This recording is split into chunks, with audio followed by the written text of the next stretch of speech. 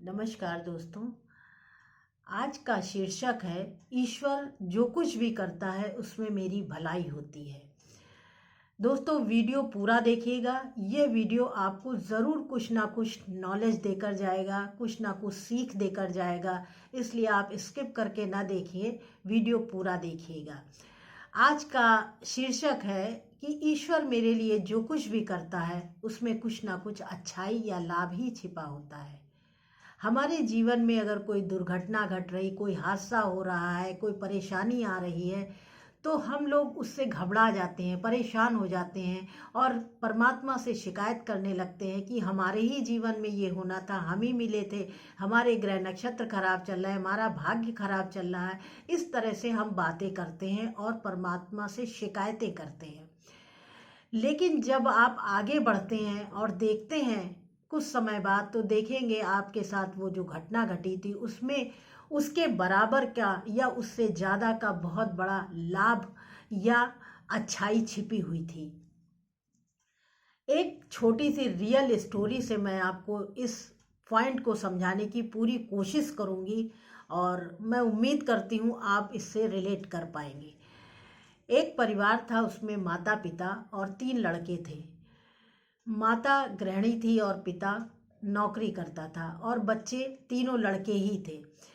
अब माता कम पढ़ी लिखी हुई थी और उसको बचपन में अपने घर में ऐसा एटमॉस्फेयर, ऐसा वातावरण, ऐसी परिस्थितियां नहीं मिल पाई कि वो ज़्यादा पढ़ लिख सके या अपने सपने पूरे कर सके। लेकिन वो जीवन में बहुत कुछ करना चाहती थी, उसके बहुत बड़े बड़े सपने थे। वो सपने दफन नहीं हुए थे, वो जिंदा थे। इसलिए वो अपने बच्चों के माध्यम से वो सपने पूरा करना चाहती थी। इसलिए वो अपने बच्चों से कहती थी, तुमको ये बनना है, तुमको वो बनना है, तुमको मेरा ये सपना पूरा करना है, तुमको ऐसा करना है। इस तरह से वो अपने बच्चों पर शुरुआत से ही दबाव बनाती थी।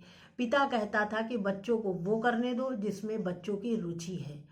इस बात को लेकर दोनों हस्बैंड वाइफ में कहासुनी हुआ करती थी।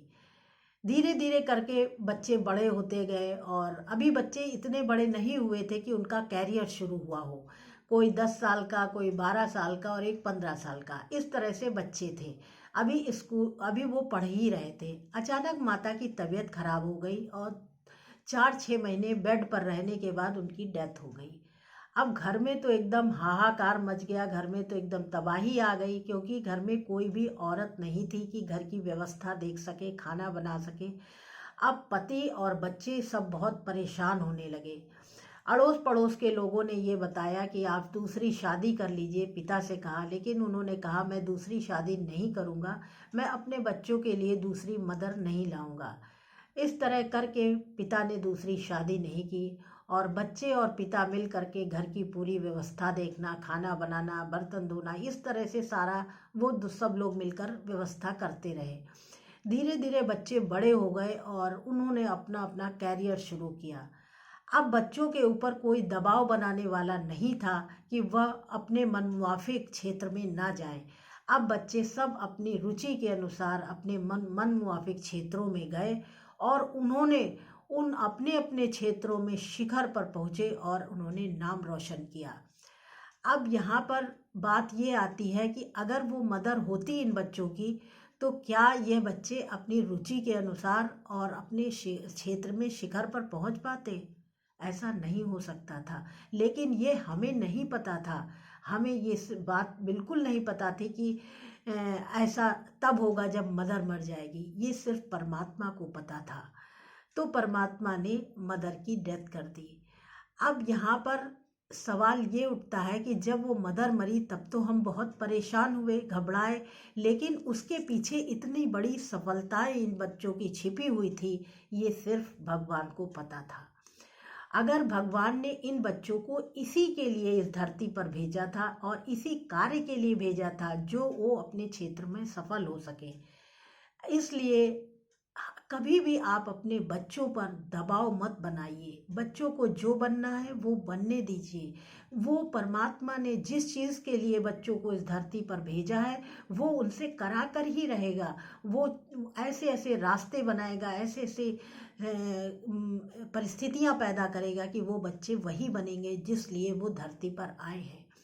आप अपने बच्चों पर अगर ज़्यादा दबाव बनाते हैं तो बच्चे दबाव, डिप्रेशन और आत्महत्या जैसी भावनाओं का शिकार हो जाते हैं। आप अपने बच्चों के साथ ऐसा बिल्कुल मत होने दीजिए। उस परम पिता की बारे में ये हमेशा ध्यान में रखिए कि वो आपके लिए भला ही करेगा, आपके परिवार के लिए, आपके बच्चों के लिए। इस बात को आप हमेशा ध्यान में रखते हुए अगर जीवन जिएंगे तो जीवन में आप आदर्श जीवन, संतुष्ट जीवन और सरल और साफ सुथरा जीवन जी पाएंगे। इसलिए आप उस परम पिता पर हमेशा विश्वास रखें और यह माने कि जो कुछ भी होगा अच्छा ही होगा। दोस्तों, अगर ये वीडियो अच्छा लगा है तो लाइक करें, सब्सक्राइब करें और ऐसे लोगों तक पहुंचाएं जो वास्तव में जीवन की वास्तविकता को जानना चाहते हैं। धन्यवाद। नमस्कार।